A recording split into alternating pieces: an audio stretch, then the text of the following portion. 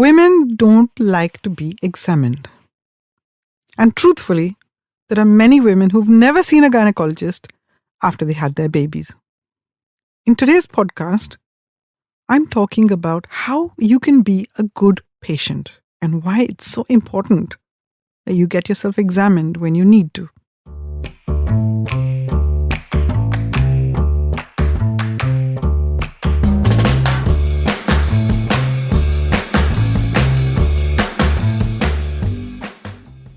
Hi, I'm Dr. Neelima Deshpande, and this is V for Vagina, the podcast that dispels myths and misunderstandings about the vagina and empowers women to embrace their sexual energy, vitality, and well-being.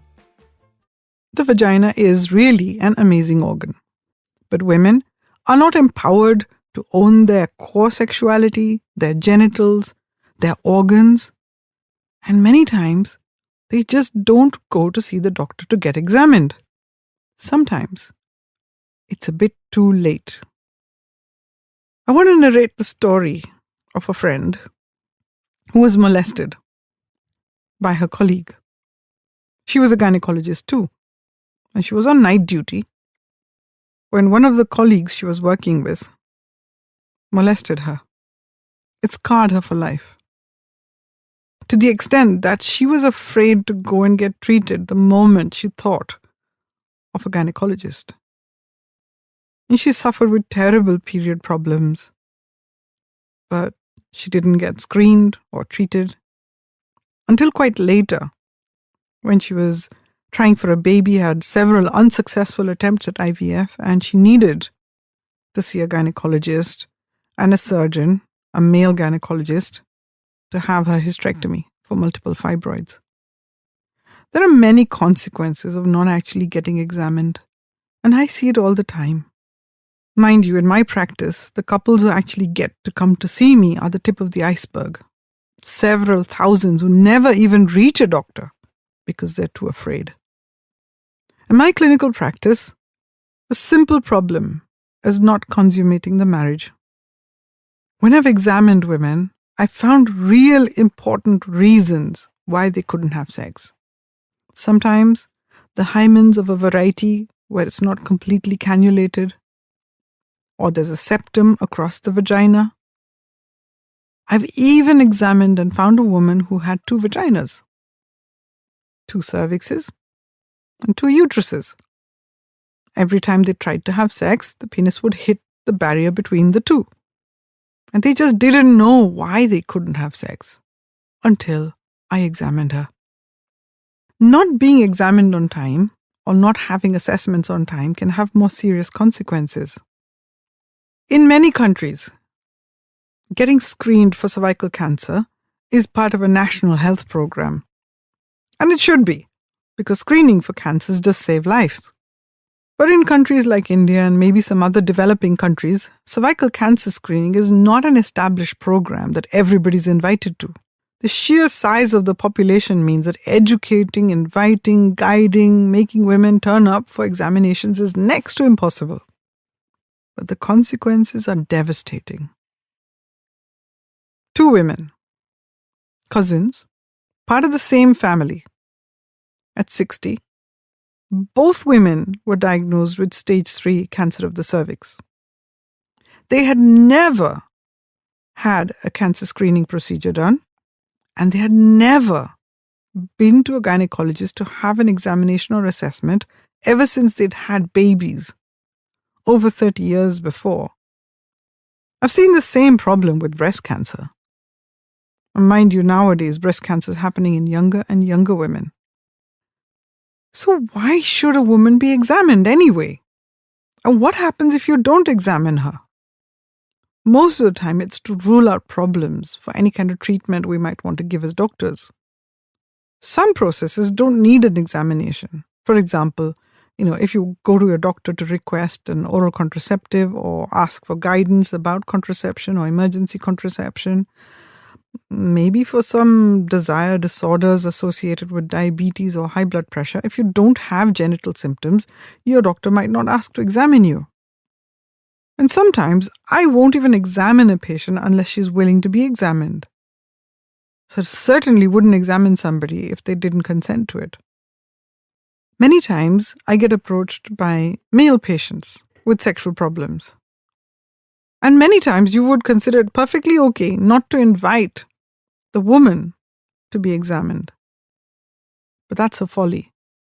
I've learned through my clinical practice it's really important to examine both partners. And I often invite them to come along together. Usually, you see, it's not just one person who's showing up the problem that has the issue. The other partner can as well. We'll talk about this in future episodes. For example, a woman who presents with vaginismus or difficulty with having intercourse can often have a partner who has difficulty maintaining an erection or who ejaculates too quickly. The same having been said, if a young man approaches me and says he ejaculates too quickly or can't hold up his erection, I usually want to examine the female partner. And more often than not, she also has problems with vaginismus or painful sex. A tight pelvic floor that stops any kind of penetration or accommodation. Some other reasons to be examined could be period problems, bleeding with pregnancy, bleeding after menopause, bleeding in between two periods, bleeding after sex, a concern about sexually transmitted infections, for a regular cervical cancer screening, a pap smear. You might be invited for an examination when you visit your gynecologist or your GP, if the GP is also a gynecologist or trained in gynecology. If you turn up in an emergency room with severe pain or bleeding or swelling over the vulva, you might need examining. If you go to see a physiotherapist about tight pelvic floor or pain with having sex, they might assess your pelvic floor. Or you present with urinary incontinence or prolapse. Who should be doing an examination? For sure, somebody who's trained to do it. Could be a doctor, a physiotherapist, or a nurse. You want that person to be gentle, authoritative, to know what they're doing, and you want them to take the time to build rapport with you. That's the quality of a good clinician. The truth is, women don't like being examined. And most women will tolerate a large amount of pain before they'll subject themselves to the embarrassment of being examined. Unfortunately, most clinicians don't realize this, unless they're someone like me who's been through these traumatic episodes of being examined.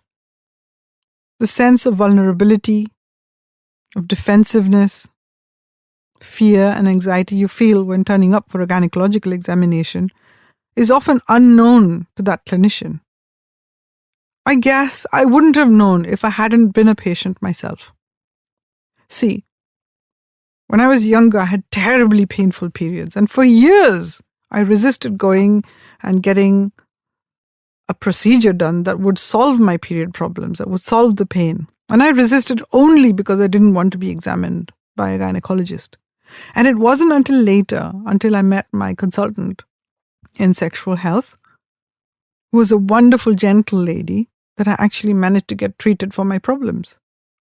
Many times, doctors have clinic premises and situations which don't allow for a decent or a nice, pleasant examination experience.